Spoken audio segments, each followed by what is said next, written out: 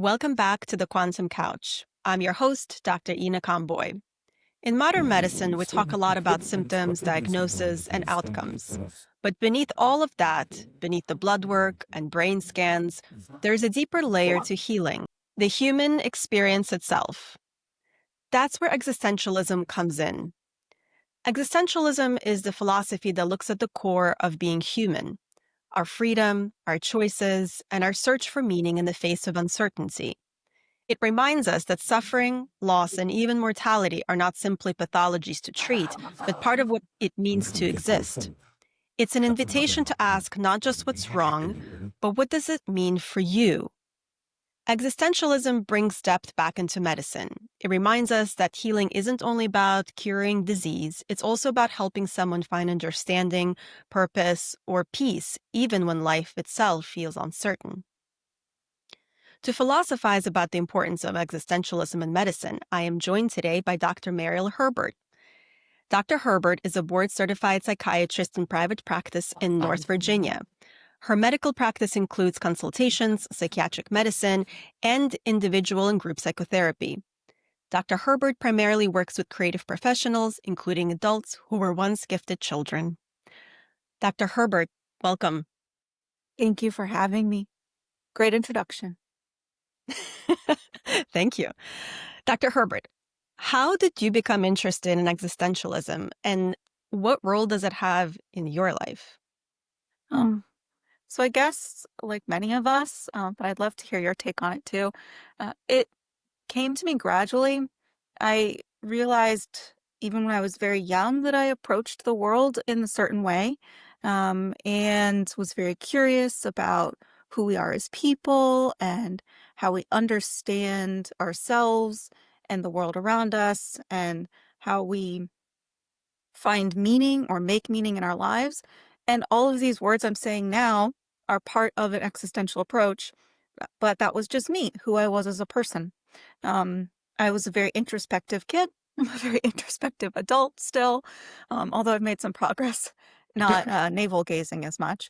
But I was an introspective kid. I love to read and I love to observe. And so for me, it was just a natural progression. So I only heard about existential philosophy or even existential psychotherapy later in life, but it fits who I was as a person and how I could best be myself as a psychiatrist, if that makes sense. Yeah, absolutely. So you mentioned that you were like this since you were a kid.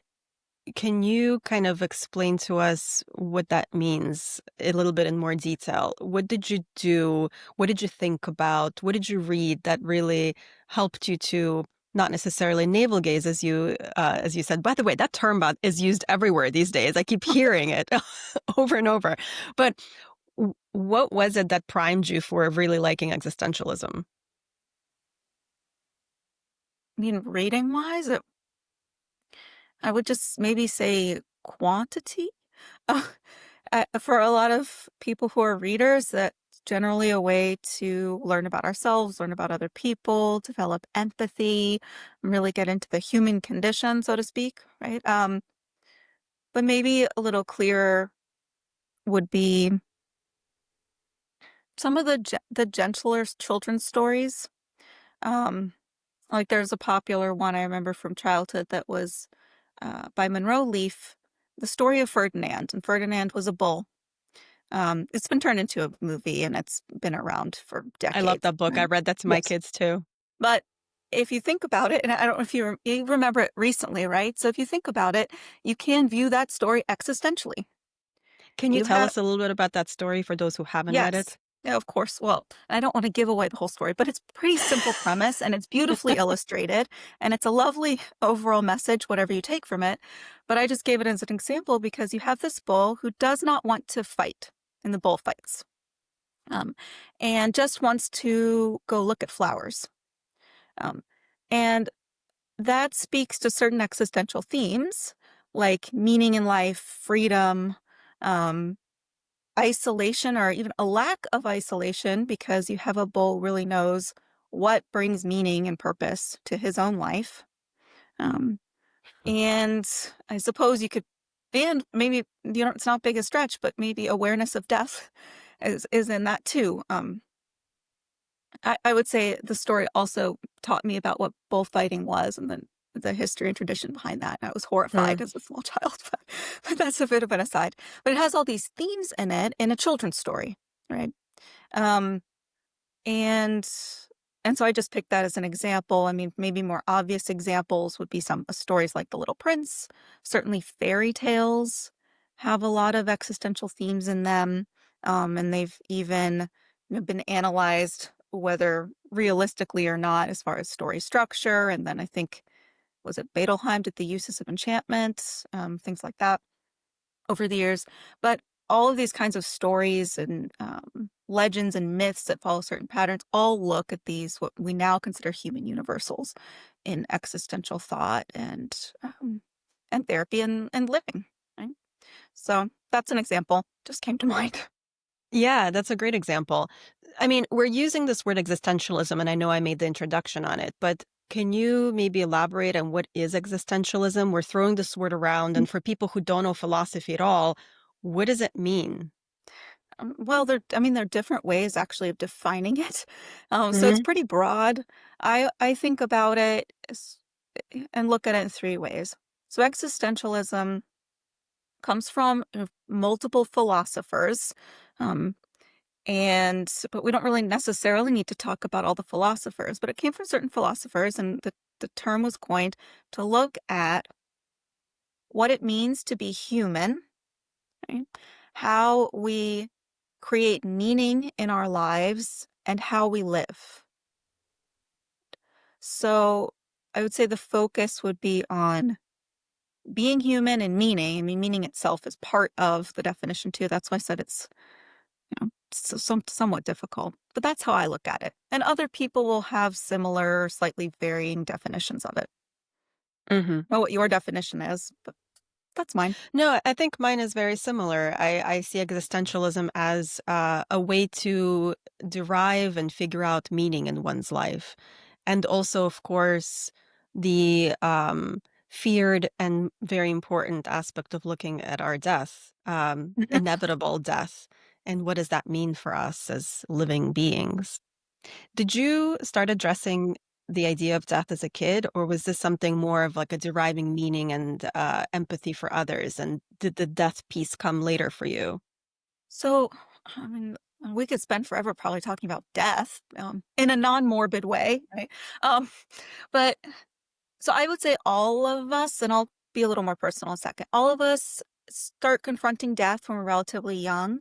I mean, I think in school, so in medical training and psychiatry training, we're sort of taught that children don't really understand the permanence of death or what death is until maybe about the age of 6 or 7-ish, right? And then later as they go into adolescence and puberty and that kind of thing. But uh, a lot of us start considering death when we're little, when we see what happens when you crush a bug, like an insect, for example, or when we ask what dinner is and where it came from, or when we have a relative die, or a pet. Hmm. I would say as someone who loves animals, and a lot of us love animals, and has grown up with pets, that oh, out of all the deaths, probably pet deaths hit me the hardest as a child. Um, and the fact that you have to confront it's the end of a loved one's, right? Because that's what I consider pets. They're not people, right? But loved one's life. And then what does that mean, right? And what does it mean about my life and my inevitable death? So I guess the short answer would be yes. Um, Hmm. I That's not something I thought too much about, but I remember in high school, I was taking like the psychology 101, so the advanced placement psychology, the first course for psychology majors. And I took it when I was maybe 15, 16 at the time. So I was taking this class and we were told for extra credit we could do a screening on depression with the counselor. And I think this was a little bit of a trick for students to do, but I remember going to do it and learning about some some depression screening questionnaire, like the patient health question, like the PHQ-9. It was something like that, very quick, right? Um, but not exactly that. But there was a question, like, do you think about death? And I was in high school. And so I said yes. Now, it didn't mean that I was having thoughts about killing myself or harming myself Mm. or having suicidal thoughts, but I answered honestly yes. And so, of course, I got a follow-up question for that and had to explain. Right? So it sort of carried on, um, but carried on in a way that I'd say is more of an awareness and less of an anxiety. I think for me, it's for many of us, death anxiety happens more when we get older. Um, and sort of more just anxious and neurotic people in general as adults with all the burdens and responsibilities we have in adulthood. So I would say death anxiety probably for myself didn't really happen till maybe I was in my 30s. Mm. Hmm. Why do you think 30s? I think in my 20s, that was when I did most of so college, medical school, residency, those 12-ish years. I was too busy to actually sit and recognize it, think about it. Hmm. Um, just sort of the day to day. It's the day to day demands crowd out actually thinking about it. I mean, you could say maybe is denial, right? So nonstop, what we consider sort of manic in a defense way, not a bipolar way, but sort of nonstop action can be a denial of death anxiety. Um, but as far as just awareness of it or thinking about, my own lifespan in that way, didn't really come about till that age. Hmm. That's interesting because I remember having very specific thoughts and fears of dying, and specifically of my loved ones dying when I was a kid. And Hmm. I think a lot of kids have those fears that come up either in like their nightmares um, or just fears of their loved ones dying, not just of themselves. Have you come across that in your kids or in people that you know? Yeah, and I mean, I agree with you, and I would say, sure, I probably had those nightmares too. A lot of that, in my mind, seems developmentally appropriate, but I'm an adult psychiatrist too, so I have to say, I'm a little further removed time-wise from studying child development, but I would say it's pretty appropriate, and it's not if it's handled well by the family, and we can maybe there are a lot of ways to consider what's handled well by the family. Then you have a child who can work through that in their own time and not become overly anxious or avoidant in their own lives and grow up and live live knowing that someday we'll die. So, having this anxiety in your 30s, what did you do with it? Um, I've been just trying to actually do more, take more risks, live more of a life, not set things aside. There were a lot of things in my life that I sort of put to the side, thinking, well, maybe next year or not at this time because I'm dealing with something else, X, Y, and Z. But certainly, as I'm aging and living in this body, like a physical body that's aging, I've had to be more aware of death and dying, and wanting to maybe take care of my body more. Right. Hmm. So like many people do, I would maybe put off changing what I'm eating or put off regular exercise or not prioritize my sleep because family needs my help or work needs to be done and that kind of thing. But actually valuing my physical life more. And taking risks like private practice is new for me and new for me in 2025, which has been an interesting year for all of us, right, to say the least. But actually giving it a try, recognizing that it's important and might as well. It's sort of a what else am I doing, right? Because I was working with a great group before this, and then I moved back um, to the area to Virginia because I have family here, and just decided to give it a try. So I would say if avoiding living can be part of defending against the fact that we inevitably die, then it makes sense that trying to live more will work on that. Oh, and I also like to put an early plug in for your own therapy. I think all of us all of us benefit from our own therapy as well. So that too. Um, but existentialism, to go back, for all that it's very philosophical and we're talking about these big themes, it's very much a lived philosophy, right? Hmm. So I'm being very concrete. I'm saying, look, I recognize I'm now more anxious, right, about my own, inevitable death or non-existence, if you want to use that word. And I'm trying to do the opposite of what the anxiety would be telling me to do, which was to stay safe, never die. That's not possible, right? But um, sort of wrap myself up in bubble wrap when really what I need to be doing is living more. I think a lot of Hmm. us recognize that or have these points in our lives when we make these kinds of changes. Hmm. I recently read a really great book. It's called When Nietzsche Wept. It's by Irvin Yalom. And Hmm. one of the things that I really loved was basically part of it was talking about how Nietzsche is just one of the greatest philosophers in the last few hundred years. He was saying that we should live our life in a way that if we had to basically do it all over again, then we would want to do it. I'm paraphrasing here, but it's the main gist of it. And so it sounds like what you're saying is that the way to perhaps deal with uh, death anxiety is by actually living a fuller life, to be more happy with the life that you do have, so that you feel essentially no regrets when you do end up dying. Maybe. And I'd say this is a personal, I don't really necessarily believe in regrets. The life I've lived is the life I've lived, and I made choices, and things have happened to me, and I've done things myself, and that's how I am where I am. Um,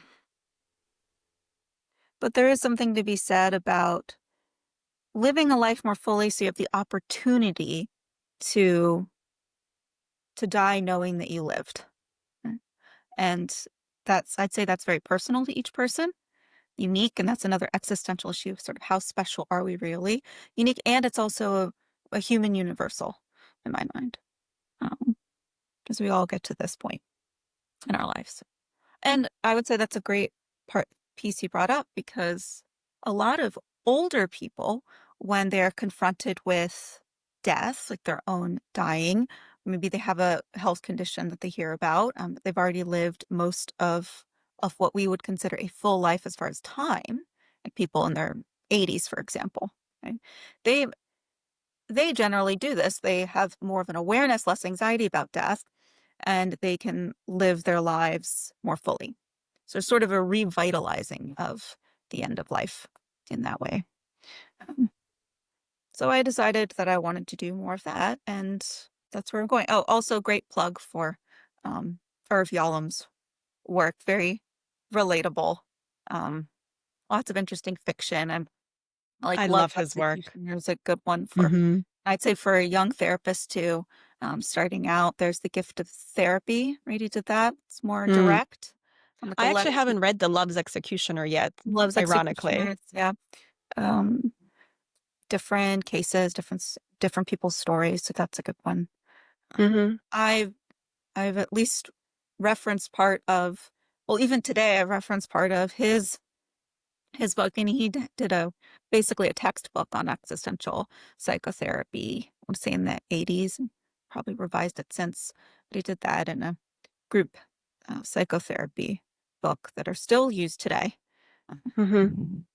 So how does it show up in your practice? How does someone usually present with existential issues, and how do you work through them? Like, I'm sure that you have had plenty of people who have come across your path who have been struggling with these Mhm. issues.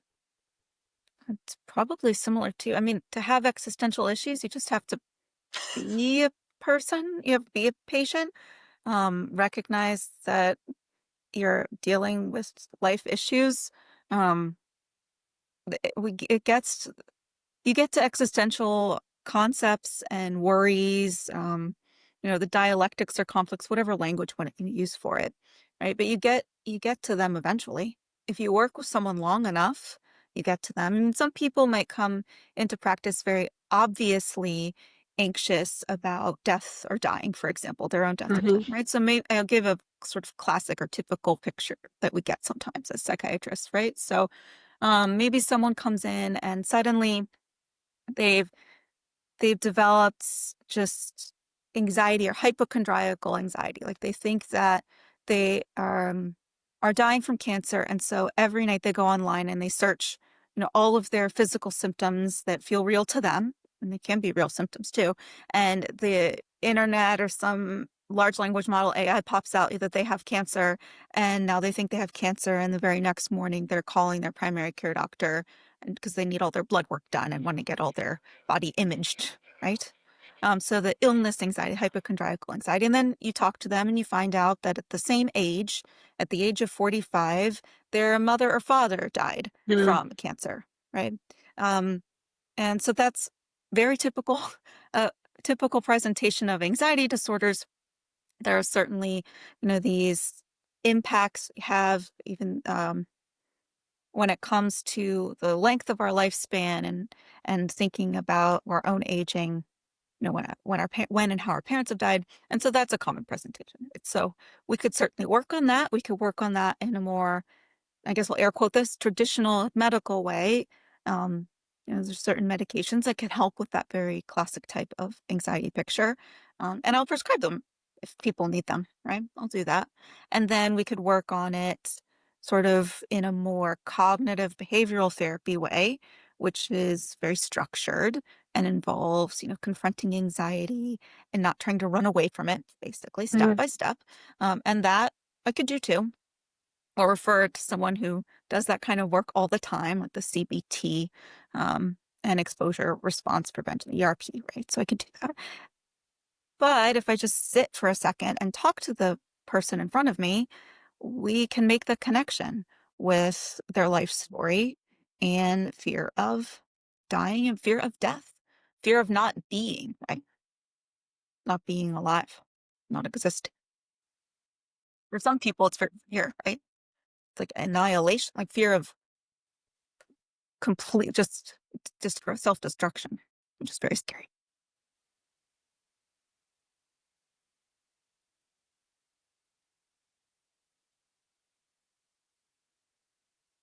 Yeah. Um, I don't bring it up myself. Um, I ask them to bring it in if Mhm. and when it's important to them. Right. So, and this is where some people might disagree, and I'd love to hear from you too, but some people would say, including some therapists, that existential approach doesn't fit with religion or is even antithetical to religion or certain belief systems. But I would say, I mean, I personally disagree. Um, I would, because those belief systems can promote existential dread or anxieties or worries, or they can help people still live more meaningful lives. And I Mhm. don't I don't personally don't need to care. If someone wants to live their life with a certain belief that there is existence after death that's very real, if it's closer to God, if they believe in some version of God or it's some version, something of the afterlife, that's absolutely fine. Um, so some existential therapists would say, well, no, we must really confront the fact, right, that we're alive in the moment or we're not, and come to terms with that. And I just think that's short-sighted. Everybody believes in something. Being existential, you actually are believing in belief, if you think about it, right? How people construct meaning and looking at the what we call human universals. So I don't introduce it myself because I don't want to impose too much. The one piece I introduce is that I let people know I can talk to them about these existential issues and that I take them seriously and they can come up when they need to come up.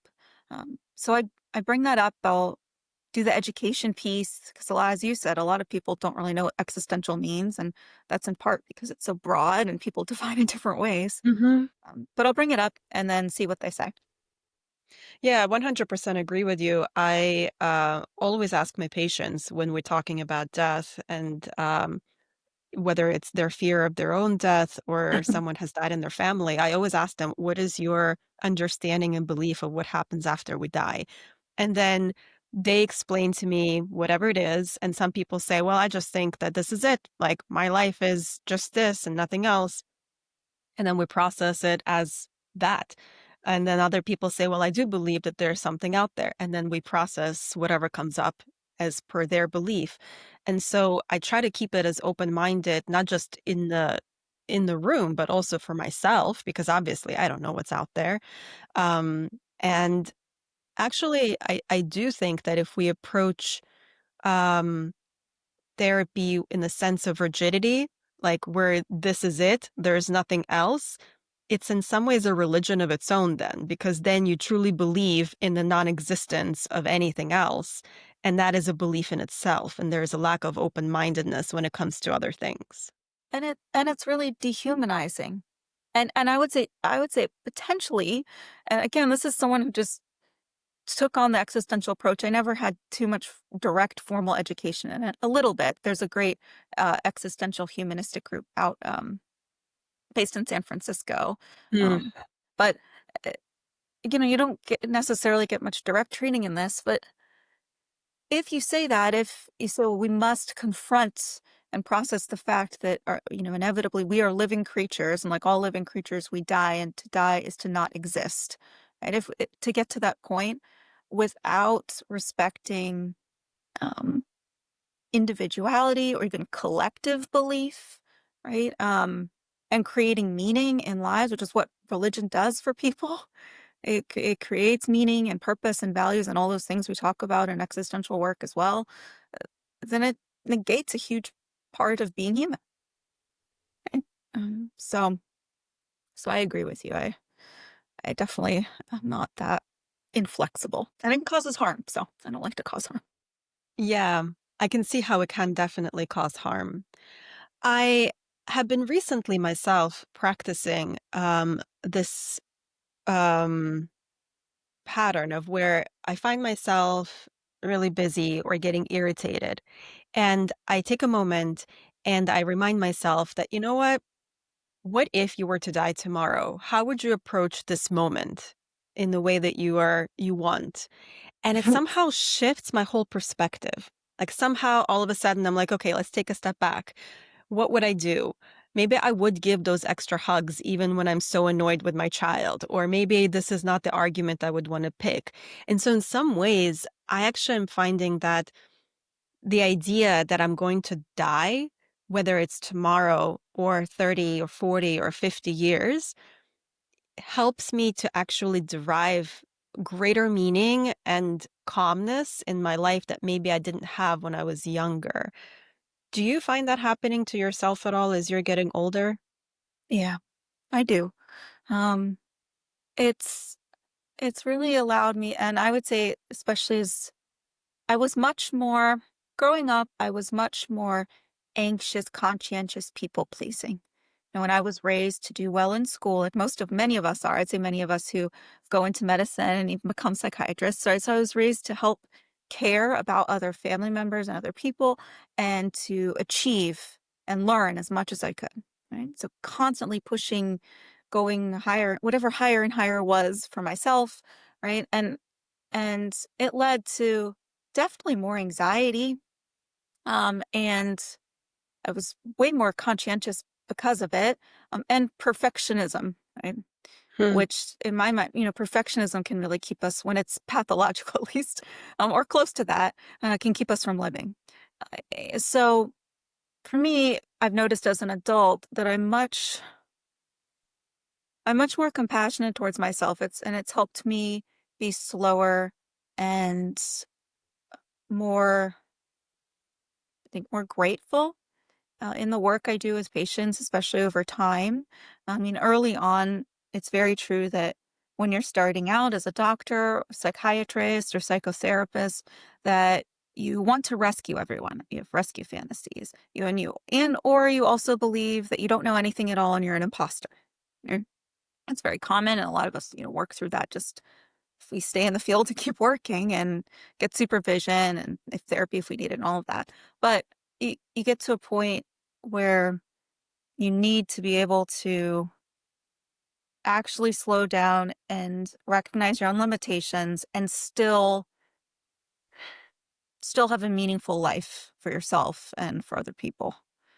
And so that's how I got to a place where I am now, which is doing, I mean, uh, 10 years ago, I wouldn't have even thought of doing a podcast talking about existential therapy, right?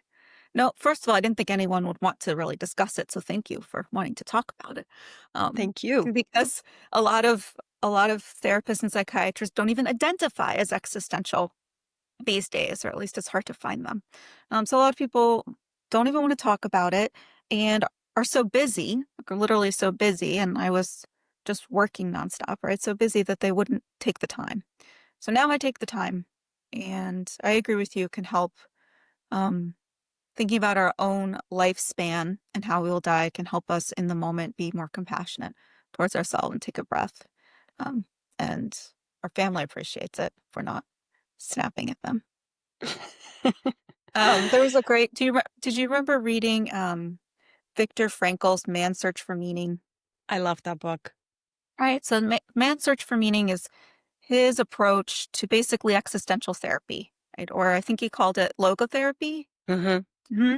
And he starts off the book, so this isn't a big spoiler if people want to read it, with a very striking or shocking, sad. I mean, there's an emotional impact of the story because he himself, lived through being in a concentration camp during World War II. So it starts off this story about um, people walking towards a gas chamber, a real occurrence that he witnessed definitely more than once, and how in those moments before their deaths, you know, they could choose how they felt, what they were thinking, what was important to them in those moments as they were walking.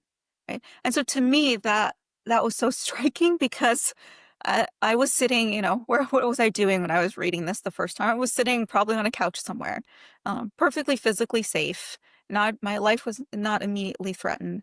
I was just thinking, wow, wow. I mean, in those moments, being human can't be taken away from these people as a group or individually. So it was very striking, and I'd recommend certainly a harrowing read.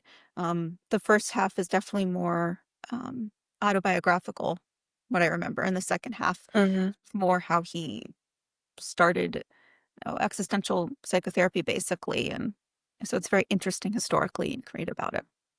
But if people are wanting to get some history behind existential psychotherapy, or they appreciate those kinds of stories, then I'd recommend it. I don't know. You'd recommend it? I highly recommend it. I actually recommended it to my patients many, many times, especially once when I worked in prison. I recommended the book left and right because I felt that there were a lot of parallels to the severity of one's existence and finding meaning in a life when you're, for example, imprisoned for your whole life. What do you do with that? How do you find meaning? And I felt that that book was very appropriate. And I had patients who thought the same thing once they did read it. Um, I mean, I think it's okay if we give a little bit of spoilers away for the book, but what do you remember what the point of the book kind of was? Like what was his theme in terms of like logotherapy? In, to be really basic, and it's not a big spoiler, he spoils it himself. It's in the title of the book. Um, Touche. right. I think sometimes, and then maybe this goes back to my own issue with my own propensity for navel gazing, the term that you keep hearing everywhere. But you don't need to. We don't need to overthink existential psychotherapy. For all that there's a bunch of philosophers that propped it up. The therapy itself is just living a human existence, like living a human life. Um, so logotherapy involved being human and having meaning in a life moment to moment, right? And those moments can't be taken away from us. The meaning we create can't be taken away from us. I'm a strong proponent of like I said, it's believing in belief, but believing that we make the meaning ourselves. Hmm. It's not something we find. If it's important to me to go search for meaning my whole life, like in Man's Search for Meaning, right? Um, Maybe I'll never find it or be satisfied, but my life is lived doing what's important to me, trying to figure out meaning. And a lot of people live that way. Um, but for me personally, I believe we can create meaning. So I can look for it and then I make it, as a human being, I make it up myself. And Mhm. that could potentially be enough to live a life. Yeah, that's kind of what I got out of it as well. Were there moments in your life, if I may ask a personal question, where you have created meaning out of very difficult situations? I'd say probably the moments would be, well, we talked, and you can decide which one you want to pick up here. But a very common time to create meaning, it, and some of it's very literal creation. There's rituals and traditions as well, would be around the death of a family member. Hmm. And a lot of us have experienced that. Um, But certainly I've had those moments, growing up first it was great-grandparents, then grandparents. Sometimes I would be asked to write the obituary, so I would write that for the family, and that was very meaningful to me, considering how they lived their entire life and how I wanted to summarize it for everyone to read through and remember. Um, other times would probably be myself, and I'm thinking back earlier childhood where I was felt to be I was felt to be othered or not human. So examples would be in childhood when you're bullied. Remember Hmm. being bullied as a kid, right? So in order to be human, we have to confront the sense that we're individuals, and we're also part of a group. And in childhood, we get to practice that all the time. And I remember being bullied in childhood, again, keeping in mind that I'm similar right now as an adult as I was when a child. So very introspective, curious, talkative when people were interested to talk to me, right? So all of this kind of thing. But it didn't really make for easy, superficial childhood friendships, right? So it Hmm. was easy for me, especially looking back as an adult, to be bullied, like to be othered, and people to point out differences or what they thought were differences. And so that was very isolating, interpersonally isolating.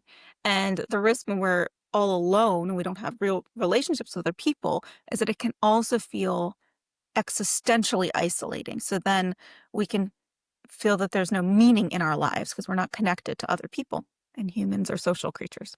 So I guess that would be another example, um, from early childhood would be being Hmm. bullied.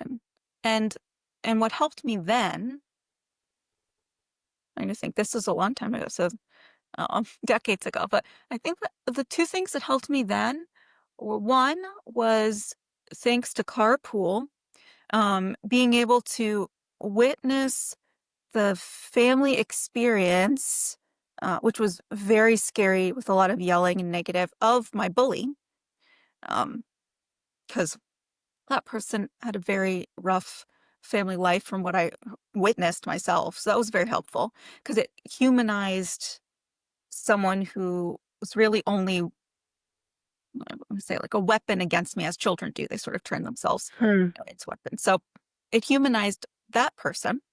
Um, and then the other piece was seeing how adults, in positions of power, handled the bullying. I think a lot of us experienced that as maybe as children, whether we were the bullied, the bully, or the bullied, or a combination thereof, and certainly as parents, or having family members, and they're seeing the same in the younger generations. So we've all been there, but seeing how adults handled it was also helpful because I could see what they did well that was considerate for me and the child who was bullying me at the time, and what they didn't do well.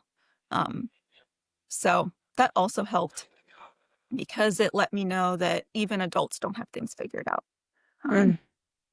Um, so I gave that as an example because that certainly wasn't life threatening to me, but it did let me um, become more who I am today. I think I actually wrote about it in a personal statement for college or something, or Hmm. medical school. That's why I remember at least little bits now, but it really is mostly constructed from thinking about it over the years because I really don't recall too many details. I do occasionally wonder, as we do probably thinking about childhood, what happened to this person, and I hope they're living a different life than what they had growing up. But I don't know. Please correct me if I'm mistaken, but what it sounds like what you're saying is that in some ways, zooming out and seeing your bullying on a bigger picture, as a bigger picture, as um, involving your family, the bully, and their family, and their suffering, and things they had to go through, kind of helped to derive the meaning out of this picture, to see this bigger picture. You felt maybe not as the central point anymore, but part of this bigger scheme of life. Would that be correct? Yeah, and it helped with the interpersonal and existential isolation that was the result of the bullying. Hmm. It helped me. It, it allowed me to humanize the person who bullied me, so that I could again feel more human. But it's a big ask to take a big picture view. And a lot of us, whether we're the therapists or in therapy, when we're asked that, it's a big ask when we are emotionally distraught or overwhelmed at the Hmm. time, Hmm. right? And it's also a big ask if we don't have a decent working relationship with the other person who's trying to help us change our perspective, That's right? a very good Or point. so so I guess my caveats would be that. Hmm. One of the things I'll work with my patients a lot on, and myself too, is I remind people that we're villains in somebody's story. And that kind of changes the perspective of A, we're not all perfect. We can't be all perfect. But B, we will also hurt somebody else in the process or have already done so. And in doing that, and this, of course, comes up in therapy for particular moments, not necessarily like I just blankly or blanket type of like, here you are statement. Um, but I think that it does help to, like you said, humanize us ourselves and to show that suffering and hurt is universal, no matter whether you're the one who is hurting others or hurting yourself or suffering in all of this. Just the suffering is a universal condition, unfortunately. I mean, is it for I mean, fortunate or unfortunate? It is. Um, but so this isn't it more of a Buddhist perspective? But if we suffer, I mean, to suffer is also to be human. To suffer is to not let go of pain, to allow pain to be prolonged. It helps us be more compassionate, to try to, right, to empathize, to hold our mind and someone else's mind, their mind and our mind, right? To mentalize, but empathize and mentalize and all these therapy words, right? But to Hmm. actually care in a way where we can relate emotionally, and then we try to alleviate suffering, and that's the compassion piece. Absolutely. Oh, I wonder what your perspective is, and I've been thinking about this on a broader scale where we're seeing so much suffering in the world, wars, injustices, just our world seems chaotic, even more so maybe than usual. I'm not sure. I mean, I can only speak for my lifetime, obviously. Um, but there's also a feeling in me that gives me at the same time some fear and peace all at once. And that feeling is that I'm not sure if we really could do that much better. Like throughout history, humans have been having these ups and downs, and you you start off with some suffering, and then you grow, and the society ends up in another place, but then goes back to the same kind of spot, but in a different condition, a different history. And so it feels almost inevitable that we're here now, and wherever we're going, we're going to end up going, and then like we'll get out of it. It just feels like there's only so much we as humans can do given our short lifespans and memory, and then all of it will repeat itself again. So, what are we doing? I guess I'm having existential right. thoughts and more worldwide. You brought in an example of an existential crisis for us to work on with the second half of this podcast. I mean, there are a lot of ways to approach it, right? I mean, you're talking about having this big picture view of human history and human societies and culture. Um, we could definitely get a little more anthropological in here, but you're bringing it all. Having that perspective, you're saying is helping you day to day. Like it's literally Hmm. it's helpful, helps you amidst chaos. Um, Hmm. so yes, I agree with you, but what to do?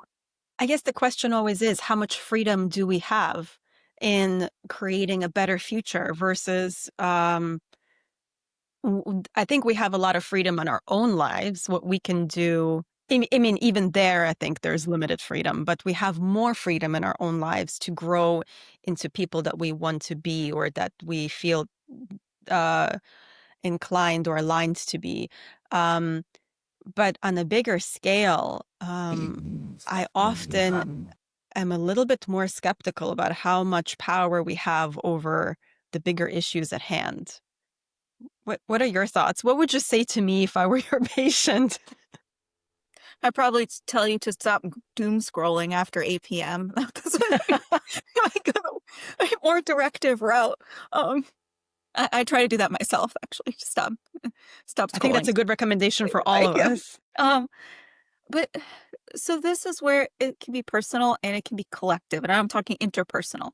The existential piece, like thinking about sort of the meaning of freedom in one's life and autonomy versus control, it is a little different, but they overlap a lot. So Hmm. if I'm trying to deal with the chaos of the world, or maybe, air quote again, make the world a better place, it, have a place in the world as it is now, then I might figure out how I can take action. Now, that action might not have any noticeable impact. Like, let's say I call up local my local representative and tell them my concerns about a certain issue, right? A bill that Hmm. comes, right? That's political action.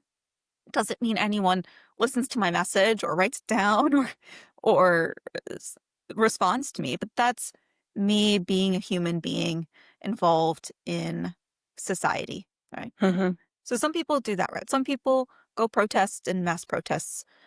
We've seen a lot of that lately. Right? Um, some people don't take action in this political way, like don't take political action. Um, but they're still human beings trying to figure out how to live in a chaotic world. I'm going to say, no matter who they are, they care about other people, whether they're Hmm. prioritizing other people's needs in the moment to moment or not, they do because they're human. So those people might instead focus on living their lives in a way that's more congruent with their values, right? So maybe they decide that they're going to cut back on work hours and spend more time with their children. That has meaning. Hmm. That's something to do. I would say that's also an act of compassion. It's certainly an action to take in a chaotic world when we're seeing a lot of harms against individuals and groups, and um, the news itself is confusing and scary. So all of it, so that counts too. Right? Maybe or maybe I'll go another route as far as making it more existential here. What if what they do is decide to be more creative? To get back into their art, whatever their art is, right? Um, I mean, during the pandemic, it was a little defensive, but it also became more. I mean, a lot of people got into making sourdough bread. But they never made I did bread not know before. that. Was that a Yeah, thing? yeah, that was a thing. Everyone was sharing their sourdough starter and baking bread, right? So that counts too. So I think people all of us need to recognize any action we take that allows us to be more fully human is appropriate, right? And especially if it doesn't hurt other people or maybe helps other people in whatever small way. Okay? And we need to not necessarily tell other people that what their human action is the wrong one. Wrong. That's sort of how people get arguments a lot online. I So I love mean, that, Dr. Herbert. That's yeah, really maybe beautiful. Yeah, maybe you didn't do I didn't really do the sourdough bread thing. You didn't do the sourdough bread thing, but I'm sure there's things that you did too, during all these difficult times recently that lets you have a more meaningful life. Mm. So, to your point about people arguing about one's action being more meaningful than another action, how would you make sense of someone who is calling the local representative and being very direct with their actions and trying to make things better and going on strikes or writing letters versus someone who is painting at home. How would you tell someone, how would you explain to someone that those two do not have to be compared morally? I would tell them they don't have to be compared morally. Actually, I'd say, why are you comparing? Why are you comparing things morally? I mean, online, people tend to get in these echo chambers, and we've all experienced where it's just either the same group of people who hold similar views, working themselves up emotionally, but it doesn't actually go anywhere. It just makes people more upset. And then they get insomnia and then they come, come see me. That's why I get to the whole no doom scrolling after 8 p.m. Right. So there's that. Or people get in this very emotional mode where meaning is sort of lost, or the meaning itself is just attacking another. Right. I mean, the Mm, majority of posts we see online, maybe not the majority, but I'm going to say the majority might not even be from other humans. They might be bot accounts, right? They might be spammer accounts, purposeful trolling accounts where people are being nasty and attacking others. Um, and a lot of the news we see too, and the posts and the videos aren't real either. Um, they're created by AI. So unless you want to spend all day fact checking every news story, getting into arguments with potentially bots online, and that is going to be really dehumanizing and meaningless. So I actually wouldn't engage that at all. With when people get into those kind of arguments, I don't bring it up because it doesn't matter anymore. but what about a patient who comes to you and says, "Look, all these people are doing all this work, and here I am, like painting, and it means a lot to me, but other people think lowly of me for doing that and not doing enough." What would you say to this person? What's more important to them right now? Is it being creative and having that aspect of themselves, the process and display of it? Is that more important? Or is other people's view of them more important? And Hmm. they can decide. So that gives them autonomy again and lets them choose. So it simplifies what they're asking. Mm-hmm. But it doesn't tell them what way to think, act, feel. I don't tell people to go take political action. Mm-hmm. Um, if it doesn't fit with who they are as a person, Mm-hmm. or wouldn't help them, just like I don't tell people to go get into playing the ukulele or picking up oil painting if that's not going to work for them. Yeah. Um, I also think that creativity in whatever form it is can be, not can be, is just as important as taking action in other ways. Because creativity is essential to ultimately thinking outside of the box, to creating maybe a better world or creating things in a way that perhaps action does not always do. Action is not always creative. Action can be directive. You get from A to point B, but the creativity piece is essential to humanity to perhaps create different routes from A to B or to expand our humanity in ways that maybe directive action is not always able to do, which is why I'm really huge proponent of art education and um, other outside of the box thinking in schools too. It's essential. well, and we didn't even get into the fact that there are a lot of creative people who are using their creativity to directly protest to take a stand about things and care for other people. So there's that too, right? Is Like, there anyone you're thinking of specifically? hmm, well, and I'm trying not to be political either here, but people who uh, paint a lot of murals or sidewalks, or you know Hmm. knit those little colorful cozies to put around tree trunks, right? Or paint their house certain colors, right? Hmm. um that's creative. That's not directly confronting anyone. That's not writing Hmm. a form type letter. Um, and that still counts. That's being human. It's people, and I would say too, to be even more inclusive, in people um, who care about the United States as American citizens and the country and want to preserve some of the shared cultural norms that are positive, right? Because as you said, I mean, history repeats itself, and we're all human and villains and heroes in our own stories and everyone else's. Now, I know that's true, but for people who want to do that, then the fact that I had neighbors who display the American flag and they have the light on it and they have a pretty little garden around it, and that's important to them. That's creative. They love gardening, so it can be something small. Agreed. Oh. Mhm. And I guess the other piece would be when we're even in a place to be creative, we are not under threat. So we're not just in survival mode. Right? And so if we're able to be creative, then to to just be really direct here, we're more human. So it means we can live lives that actually can look at, confront, process, make use of all these existential ideas, the pillars and that kind of thing. Creativity allows for that. I If love that. if my if my house is burning down, I'm not going to be sitting there um, composing a sonnet, right? I'm going to hopefully be escaping my burning building. So it's a big ask asking people to be creative in these times.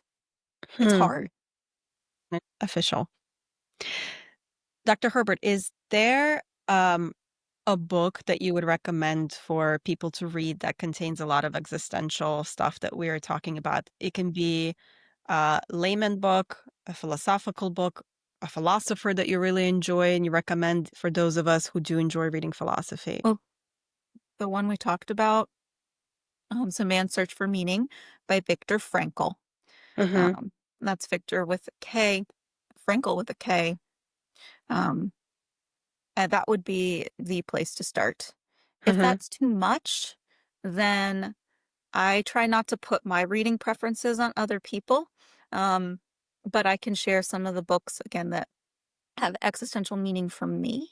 Um, now, keep in mind, I have a bit of a dark sense of humor sometimes, and uh, I like sort of a mix of heartwarming human stories and sometimes fantasy and things like that. So here's some reads that were important to me. So one, I mentioned at the beginning, it's a children's book, a story of Ferdinand by Monroe and Munro Leaf. Lovely children's book.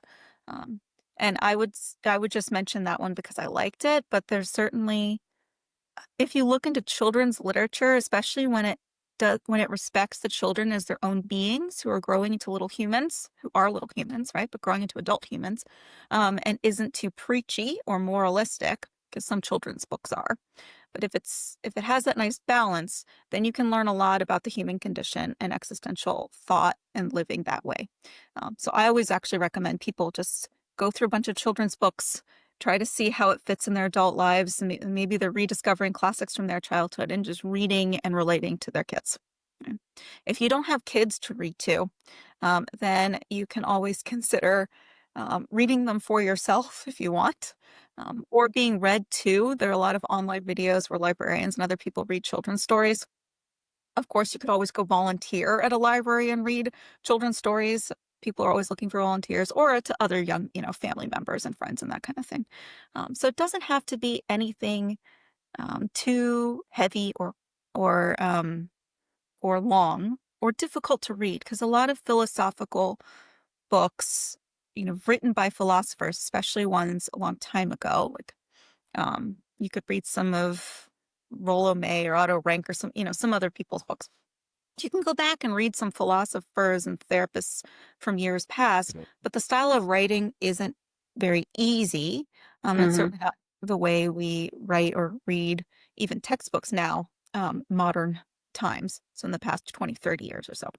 So you could try, but I like fiction for looking into existential thought and ideas. So more recent examples would be a man called, I'm probably mispronouncing this, Ove. Hmm. Friedrich Bachmann wrote that one. Um, it's about a man who lost his wife and he's thinking about ending his life. He's older, um, thinking about ending his life, and that's how the book starts. But it's fiction, it's heartwarming, it's a story that looks at death and meaning, isolation, um, all these issues in a way that is enjoyable for the reader. Right? Mhm. Um, and that was Friedrich Bachmann. And then other books that I love that are a hard sell unless you're already um, British, a fantasy reader, or humorist would be the Discworld books by Terry Pratchett, by the late Terry Pratchett. Um, so he did a great job. He was a British humorist, fantasy writer. He wrote a satirical fantasy series set in this Discworld, so it's a flat world where he lampoons sort of all of these fairy tale fantasy tropes as well as different societal structures. Um, Very punny, sometimes maybe too punny, depending on your mood. It has footnotes. But if you want a primer, if you like fantasy books and comedy and don't mind British humor, then that would be a lovely primer to existential thought because he includes a lot of philosophers in there. My two of my favorite books from the series that would fit with what we talked about today would be, let's see, one would be Small Gods. Um, this Small Gods stands alone. It's about a young monk who meets a little god story. It definitely does not have a very positive view historically of certain big religions. So I'd Mhm. say if people don't want to read about that or doesn't fit with their beliefs, then don't pick that one up. But it isn't necessarily an anti-religion book. It just talks about how humans have used religion to cause harm to other people. Right? But that one would be a good one. So, Yeah, question for other you. maybe Sorry. So, since you like that type of genre, did you read Christopher Moore's books as well, or are I you? did, yes. For a while, actually, I ran a little um, comedy speculative fiction book club when I was out in San Francisco. We had decent attendance for a while. But yes, I read them before. So Christopher Moore is out, I'm going to say he's out in California. He's very more American in the way he writes. Yeah. Um, so his humor is definitely more direct. Uh, a lot of humor. So humor comedians would be another way to look at existential issues that Hmm. people enjoy because they talk about our shared humanity. So the themes of death, isolation, existential isolation, freedom, meaninglessness, they'll all come up. I mean, Hmm. you throw a rock, you'll existential pieces of life will come up. So that would work. So let's get back into the second book that you wanted to tell me about that I interrupted you with Christopher Moore. So tell me the second book. Um, so the second book, maybe if people are starting to want to think about death, but not sure how to approach it. And again, like lighthearted fantasy read. So the second Pratchett book would be Reaper Man. That's Reaper Man. As you can see, he's big on the punny titles. Um, Reaper Man, because basically it starts with these auditors sort of overlooking how the whole universe works, coming to the disc world, seeing that their version of death, that's a capital death, capital letters, the Grim Reaper that collects the souls once people have died, has become too unique, too much of an individual. It's too much of a sense of self. So they need to get rid of that version of death and replace it um, with a less human version of death. And so that version of death learns that he, is a he, now has a finite life, has an hourglass that's dripping down the sand as all the humans on Earth. And so he goes out into the world to see what it's like to be human. Hmm. And he joins an old woman on her farm and starts just being a farmhand. So Hmm. that's the story. And then what happens to the world when death doesn't exist? Because for a little while, no one is collecting souls once people die. Interesting. And it's comedic, like it's like dark humor book. It's dark humor, but I would say too Pratchett is because of all the wordplay and the British piece, and um, uh, some of it ends up definitely being a little more slapstick. So you can listen to them as well. There are a lot of different voice productions. I think there was a recent version with multiple voice readers. So for people who like listening to British people read books, you could listen to them. I find reading them a little bit easier because of all the footnotes and how Mm-hmm. busy they can be. But it's definitely the kind of reads that for me, myself, I need to be in a certain mood to do. Mm-hmm. Um, that would be one. Um, so I did a general fiction, a couple fantasy, another existential little book that was more of a novella that I liked. And maybe this would be more for um, trying to be more inclusive for science fiction readers. There's a little book That's me. called A Psalm for the Wild Built by an author named Becky Chambers. Um, and it's a little novella set in a generally decent future world where people can work and do a job that suits them. If they need to change what they're doing, they're welcome to change it. People tend to barter and trade. So it's a post-capitalistic society. So it's not a doom and gloom kind of science fiction novel, which is Mm-hmm. nice because so many dystopias out there that are hard to read these days. But it's very short. And so basically there's a person who is um, some version of a monk and decides that they want to serve tea. So be a tea monk, which is a meaningful ritual. And they travel around in their little wagon and serve tea. And they meet up with a wild built robot because the robots were developed, I guess, by humans as the humans did. And they went off out into the wild to have their own existence. And that meets up with a robot and they have a little buddy trip um, sort of little story. And it's very sweet. Hmm. So if you're in the mood for something more science fiction, then that would be a good one. For some people, it's a little too sweet, but I tried to pick examples that aren't so heavy, right? Because the philosophy piece can get heavy. Man's Search for Meaning is a heavy book. Yeah. I actually wonder though, sometimes we need some more heavy stuff because in our society, like in United States, when I came to United States from Russia, I was really surprised at how watered down Disney movies were, like The Little Mermaid, Thumbelina. They were all Hans Christian Andersen stories, but in the real stories, they don't end like they do in Disney. And so Right. I was read the real Hans Christian Andersen stories by my parents since I was a little kid. And actually, I would recommend those books, those stories to kids because they illustrate reality of life and there's death in it and there's sadness in it. But I think it really primes us as kids to then not expect perfection and happy endings all the time and actually be surprised when all these happy endings are happening left and right. So Mhm. maybe some heaviness is sometimes actually good. Um, yeah, so the Grimm fairy tales definitely, Those are even uh, darker.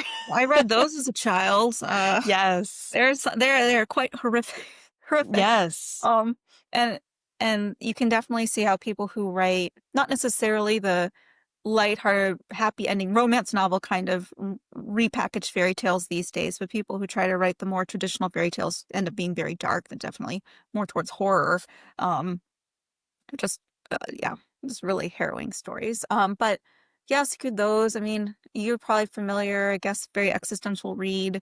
I mean, a lot of the classic Russian authors that have been translated into English would all fit, and they're definitely heavier reads. The Death of Ivan Ilyich. Um, My let favorite, me see actually, what to else. recommend if someone wants to get into some philosophy but doesn't want to deal with all of the nitty-gritty wording is The Gay Science by Nietzsche. And the reason I think it's actually relatively easy to read is because there's just these like literally like paragraphs or just a few liners of deep thought. And then you move on to the next one, and then there's just a little bit different. And so it's very short read. You can read literally like just a few at a time Mhm. and then go on with your day or go to sleep or whatever it is. But I think that's one of my favorite, actually. I mean, if people are really confused after all of our conversations today, Wikipedia has a decent article on existential psychotherapy. You don't have to. I guess for all that it's thinking about it's thinking about thinking and believing and how we believe as human beings, right? All this sort of meta processing that we're doing today, it doesn't have to be that complicated. This is Touche. But yes, but it's certainly that one. I don't know. Maybe we should start an existential book club. I like that. Well, we're going to be wrapping up and getting ready for our lightning round questions. Are you ready, Dr. Herbert? Sure, we'll see how this goes. All right. Well, Dr. Herbert told me earlier that she writes a haiku on a daily basis. It's part of her daily ritual. Number one, would you be willing to share the haiku that you wrote either for today or one you've written recently? Sure, I can share a recent one. I haven't written one today yet. I guess should I give background for this?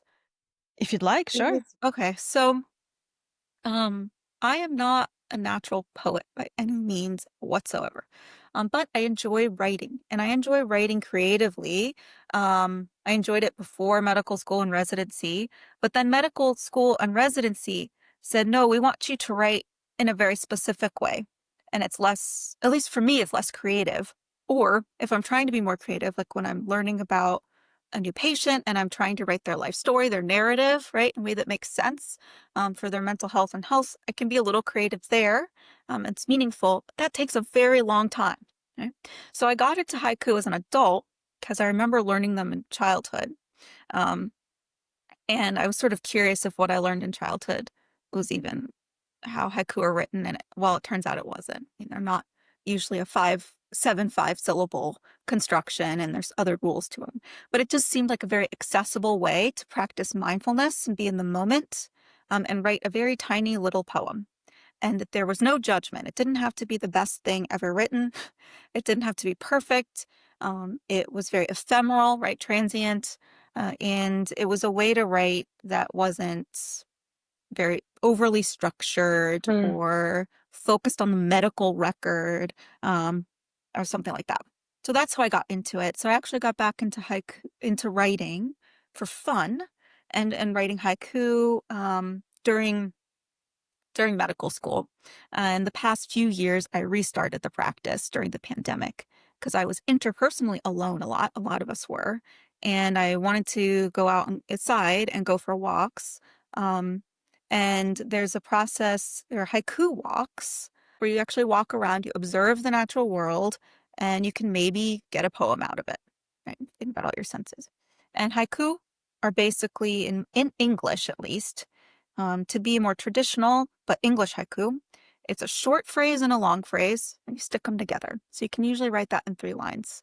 And there's some season word, something that references a season, but it can be pretty broad. It doesn't have to be as strict as traditional haiku in Japanese.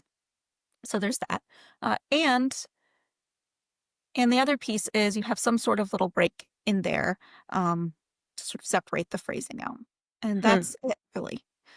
You can get into other ideas, like there's certain Japanese aesthetics that fit with English writing. There's this word yugen, which is sense of awe that doesn't even translate well into English. So you can definitely get more existential about it. But in its essence, it's being in the moment, somewhat connecting to nature, trying to take yourself out of it a little bit, and writing something present tense, short phrase, long phrase. That's it. That's haiku. So I loved how accessible that was. Great. I don't have to be a brilliant writer. This is a practice, a haiku practice.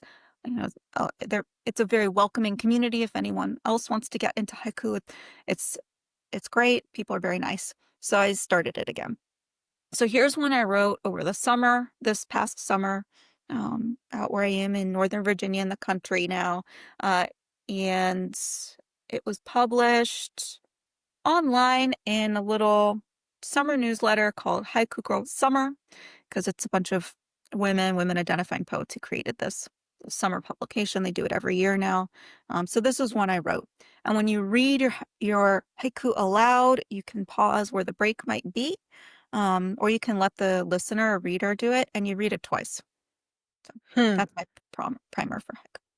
Thank you. Appreciate that. I love learning new things, as you can probably tell by now. So I found this very fun learning about haiku. And I'd recommend Absolutely. for people who want to be creative and more human, pick something that you don't know much about, try to learn about it, whether you end up trying to be an expert or letting it go and learning something new, and just see how it goes, because It's great. Okay. Cicada song, how the grass grows through my shadow. Cicada song, how the grass grows through my shadow. It's beautiful. So that it was meant to sort of capture where I was in the summer and where I was in the Mhm. moment. And as you can see, I put my in there, which very traditional people, when it comes to haiku writing, would say, no, can't put that in there. So there you go. I love the imagery though. That was beautiful. Number 2, movie that you love and recommend for everyone to see. Oof. Um, just like with the books, I can't. I love recommending food, books, things for other people because I just love it when it connects with them and their face lights up and they say, "Oh, thank you. I never would have found this." Feels good to me too. There's nothing truly altruistic about it, but I love doing that. So I can't recommend a movie that I recommend everyone see. Mhm. Um, hmm, this one's tough. Okay, well we're existential today. I'll go with the themes we've done so far. So here's an existential one um that doesn't quite fit. You have to keep in mind that it was made a long time ago. And wouldn't necessarily work today as far as the certain relationship piece of it. But here's an existential film that also is darkly humorous, fits with a lot of the topics so far and some of my other recommendations.